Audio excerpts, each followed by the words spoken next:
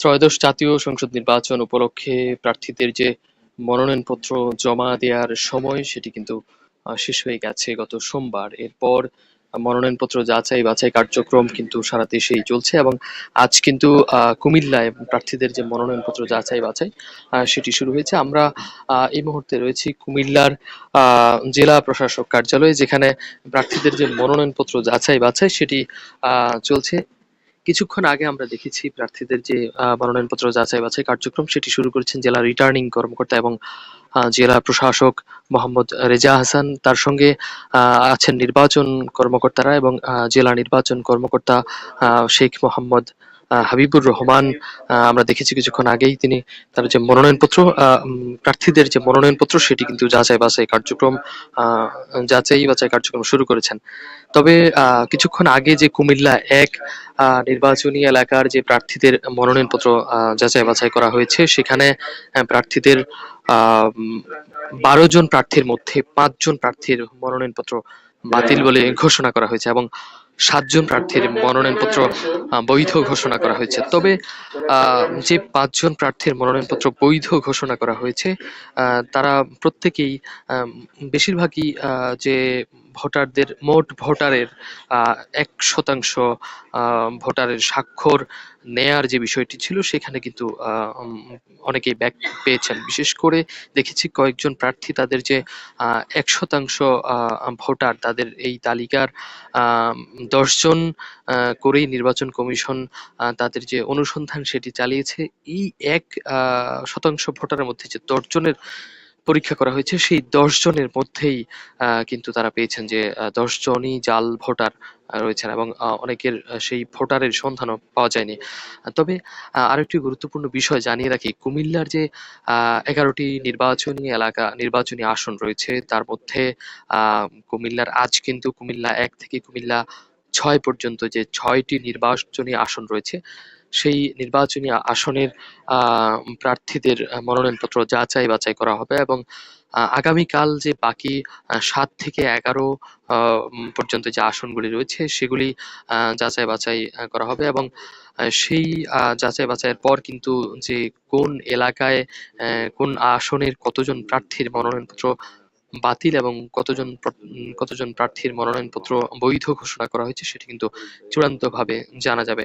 তবে কিছুক্ষণ আগেই আমরা কথা বলেছি জেলা প্রশাসক মোহাম্মদ রেজা হাসানের সঙ্গে। তিনি আমাদেরকে জানিয়েছেন যে এই যে জেলা প্রশাসকের যে সম্মেলন কক্ষটি সেই কক্ষে মোট প্রার্থীরা যারা রয়েছেন, প্রার্থীদের যারা সাক্ষী রয়েছেন, যারা প্রার্থীদের সঙ্গে এসেছেন তাদের মাত্র 2-3 জনকে এই কক্ষটিতে প্রবেশ করার অনুমতি দেওয়া হয়েছে এবং তার সঙ্গে তিনি একটি বিষয় জানাচ্ছিলেন যে প্রার্থীদের যারাই অংশগ্রহণ করবেন নির্বাচনে তাদের যে হলফনামা সেটি কিন্তু একেবারেই পুঙ্খানুপুঙ্খভাবে দেখা হচ্ছে। বিশেষ করে হলফনামার সঙ্গে তাদের বিরুদ্ধে কোনো মামলা আছে কিনা, তাদের যে লেনদেন এবং সিআইবি রিপোর্ট কি তাদেরকে রিলিজ দিয়েছে কিনা, সিআইবি রিপোর্ট পজিটিভ আসলেই কিন্তু তাদের মনোনয়নপত্র বৈধ ঘোষণা করা হয়। তার সঙ্গে আরো একটি গুরুত্বপূর্ণ বিষয় জেলা প্রশাসক আমাদেরকে জানিয়েছেন যে এই প্রার্থীদের মধ্যে যাদের 1% ভোটার 1% ভোটার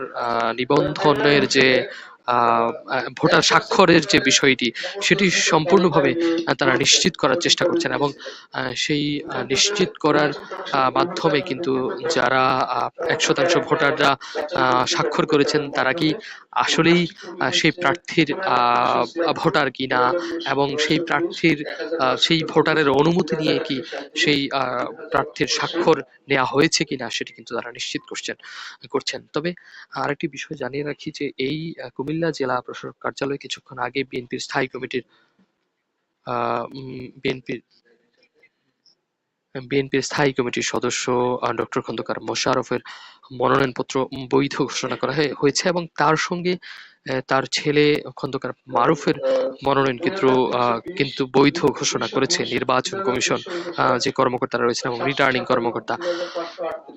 আরো একটি বিষয় যেটি যে এই যে খন্দকার মোশাররফের আসন সেই আসনেরই কিন্তু 12 জন প্রার্থীর মধ্যে 5 জন প্রার্থীর মনোনয়ন বাতিল ঘোষণা করা হয়েছে। তবে আমরা নির্বাচন কমিশনের সঙ্গে কথা বলেছি। এখন পর্যন্ত আহ, নির্বাচন কমিশনে যে পরিমাণ প্রার্থীরা তাদের যে প্রার্থিতার জন্য তাদের যে মনোনয়নপত্র দাখিল করেছেন, তাদের হলফনামা থেকে তাদের যে ভোটার 100% ভোটার স্বাক্ষর, সেগুলো কিন্তু একেবারে পুঙ্খানুপুঙ্খভাবে দেখা হচ্ছে। তার সঙ্গে তাদের যে অন্যান্য যে কাগজপত্র, বিশেষ করে ট্যাক্স ট্যাক্স রিটার্নের কাগজপত্র এবং বাকি যে কাগজপত্র রয়েছে, সেগুলি কিন্তু ভালোভাবে যাচাই বাছাই করেই বৈধ ঘোষণা করছেন। তবে জেলা প্রশাসক কিছুক্ষণ আগে একজন প্রার্থীর অভিযোগের প্রেক্ষিতে জবাব দিয়েছেন যে যাদের মনোনয়নপত্র বাতিল ঘোষণা করা হয়েছে, তারা চাইলেই রিট করার মাধ্যমে তাদের মনোনয়নপত্র বৈধ সেটি কিন্তু তারা আবেদন করে সেটি কিন্তু ফিরিয়ে আনার সুযোগ রয়েছে বিধিতে। তবে তিনি আরেকটি বিষয় বলছিলেন যে এখন পর্যন্ত যে নির্বাচনের পরিস্থিতি, বিশেষ করে আইন শৃঙ্খলা পরিস্থিতি এবং প্রার্থীদের বিধি ভঙ্গের যে পরিস্থিতি, এমন কোনো পরিস্থিতি কুমিল্লা জেলার যে আসনগুলো রয়েছে, 11টি আসন কোথাও কিন্তু এমন কোনো অভিযোগ, এমন কোনো ব্যবস্থা নেওয়ার কিন্তু খবর তিনি আমাদেরকে জানাননি। অর্থাৎ এমন কোনো ঘটনা ঘটেনি। তবে তারা আশা করছেন নির্বাচন সুষ্ঠু একটি ভোট জনগণের কাছে উপহার দিতে পারবেন। এই ছিল মনোনয়নপত্র যাচাই বাছাইয়ের কুমিল্লা থেকে আমার কাছে সবশেষ। আপনারা এতক্ষণ যুক্ত ছিলেন স্টার নিউজের সঙ্গে। আমি যুক্ত ছিলাম আব্দুল্লাহ আল মারুফ।